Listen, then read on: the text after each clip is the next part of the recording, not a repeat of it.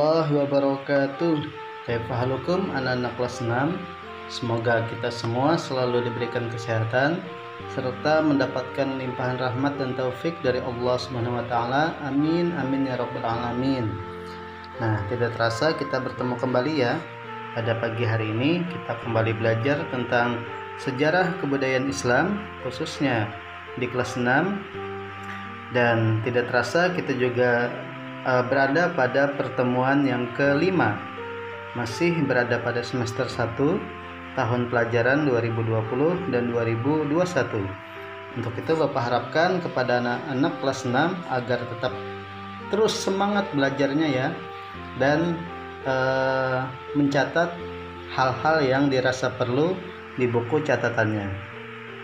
Nah, pada pertemuan sebelumnya kita melakukan sedikit latihan mengenai tentang Khalifah Utsman bin Affan, yaitu ada silsilah dan kepribadian dari beliau. Pada pagi hari ini kita akan belajar tentang perjuangan Utsman bin Affan sebagai khalifah.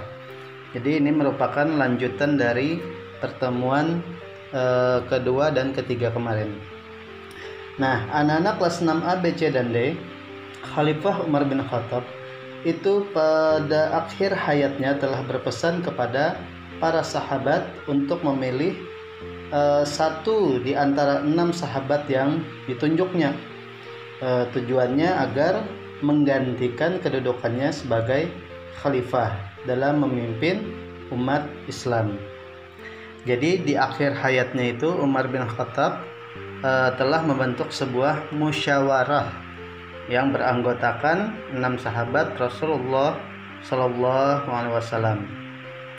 Nah, pada musyawarah tersebut itu beranggotakan ada Utsman bin Affan, Ali bin Abi Thalib, Abdurrahman bin Auf, Talhah bin Ubaidillah, Zubair bin Awam, dan Sa'ad bin Abi Waqqas. Nah, pada musyawarah tersebut juga terpilihlah yaitu Utsman bin Affan yang menjadi sebagai khalifah, yaitu melalui musyawarah 6 sahabat Rasulullah Sallallahu Alaihi Wasallam tersebut. Nah, anak-anak kelas 6, Utsman bin Affan itu terpilih sebagai khalifah ketiga, yaitu menggantikan Khalifah Umar bin Khattab. Yang mana kita ketahui yang pertama itu adalah Khalifah Abu Bakar As-Siddiq. Kemudian yang kedua ada Khalifah Umar bin Khattab. Yang ketiga yaitu Utsman bin Affan.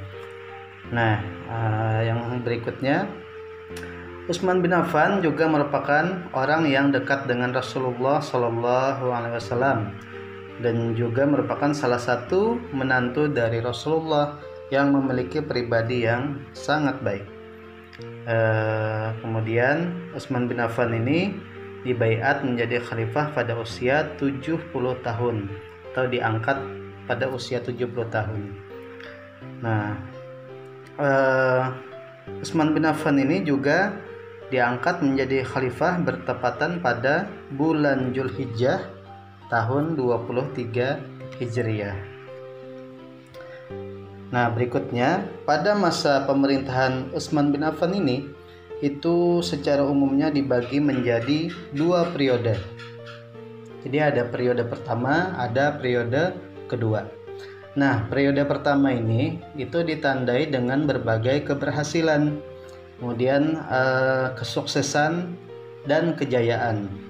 Nah, itu dikarenakan Khalifah Utsman bin Affan masih meneruskan kebijakan khalifah sebelumnya, yang mana Umar bin Khattab itu berpesan kepada beliau agar gubernur yang memerintahkan di setiap provinsi jangan diganti selama setahun ke depan. Nah, tujuannya agar tidak terjadi permusuhan dan perselisihan dari umat muslim. Nah, kemudian Utsman bin Affan benar-benar melaksanakan amanat tersebut. Nah, setelah periode yang pertama selesai, kemudian periode kedua itu ditandai dengan berbagai perpecahan. Jadi sebaliknya, adanya permusuhan, pergolakan, bahkan pemberontakan. Nah, kenapa hal tersebut bisa terjadi? Itu dikarenakan adanya penggantian dari beberapa pejabat dengan kerabat atau keluarga dari Khalifah Utsman bin Affan. Nah, seperti pengangkatan Marwah bin Hakam sebagai sekretaris negara. Nah, dari kebijakan yang diambil oleh Utsman bin Affan tersebut, itu mendapatkan tanggapan yang kurang baik atau banyak yang tidak setuju. Karena setelah Marwah bin Hakam diangkat sebagai sekretaris negara, nah itu seakan-akan membuat kekuasaan untuk memerintah ada pada diri dari Marwah bin Hakam tersebut. Nah, sedangkan Utsman bin Affan hanya sebagai simbol saja atau sebagai orang yang dianggap biasa saja. Nah, kemudian anak-anak kelas 6, usaha-usaha yang dilakukan Utsman bin Affan selama menjadi khalifah diantaranya, jadi banyak sekali usaha-usaha yang dilakukan oleh Utsman bin Affan. Yang pertama itu ada menyusun mushaf Al-Quran. Nah, yang mana pada masa Khalifah Abu Bakar itu mushaf Al-Quran masih dalam bentuk lembaran-lembaran saja. Jadi setelah berhasil dikumpulkan kemudian disusun, namun hasilnya masih belum sempurna. Kemudian mushaf Al-Quran tersebut disimpan di rumah Hafsah binti Umar. Nah, kemudian Utsman bin Affan membentuk sebuah tim yang diketuai oleh Zaid bin Sabit.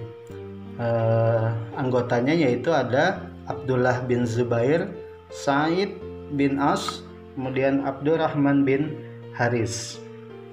Tujuannya yaitu untuk menyusun dan menulis kembali mushaf Al-Quran. Di sini tim ini juga bertugas untuk menggandakan menjadi 4 buah salinan kumpulan Al-Quran yang disebut dengan Al-Mushaf. Kemudian salinan tersebut disimpan di Madinah dan disebut dengan Mushaf Al-Imamah. Nah, mushaf yang lainnya itu disebut dengan Mushaf Al-A'immah atau Mushaf Utsmaniyah. Disebut demikian itu dikarenakan mushaf ini ditulis dan dibukukan pada masa pemerintahan Utsman bin Affan. Nah, mushaf-mushaf ini dikirim ke wilayah Mekah, Mesir, Syam, Basrah, Yaman, dan Kufah. Nah, kemudian usaha beliau yang berikutnya yaitu atau yang kedua, mengirim para qori atau pembaca Al-Quran. Nah, kenapa jadi para qori dikirim? Nah, para qori ini dikirim ke beberapa daerah untuk mengajari bagaimana cara membaca mushaf supaya tidak terjadi perselisihan dalam cara membacanya. Nah, jadi dikirim beberapa qori. Nah, kemudian Utsman bin Affan mengirim Abdullah bin Sa'ib ke kota Makkah, kemudian Mughirah bin Syihab ke Suriah, kemudian ada Amr bin Abdul Qais ke Basrah, dan Abu Abdurrahman al-Sulami ke Kufah. Jadi dikirim tujuannya untuk supaya tidak terjadi perselisihan bagaimana cara membaca mushaf tersebut. Nah, yang berikutnya, yang ketiga yaitu membentuk angkatan laut. Nah, yang mana membentuk angkatan laut ini merupakan salah satu usaha-usaha dari pemerintahan Utsman bin Affan. Nah, di sana dengan terbentuknya angkatan laut tadi tujuannya agar untuk menghadapi pasukan dari Romawi. Jadi Khalifah Utsman bin Affan ini memerintahkan Muawiyah bin Abu Sufyan untuk membangun angkatan laut. Nah, Abu Sufyan ini merupakan gubernur Suriah yang tujuannya itu untuk menghadapi pasukan Romawi di wilayah lautan. Nah, jadi setelah terbentuk angkatan laut tadi, supaya untuk mempertahankan umat Islam yang ada pada masa pemerintahan Utsman bin Affan. Nah, kemudian yang berikutnya, tidak terasa kita sudah berada pada akhir materi.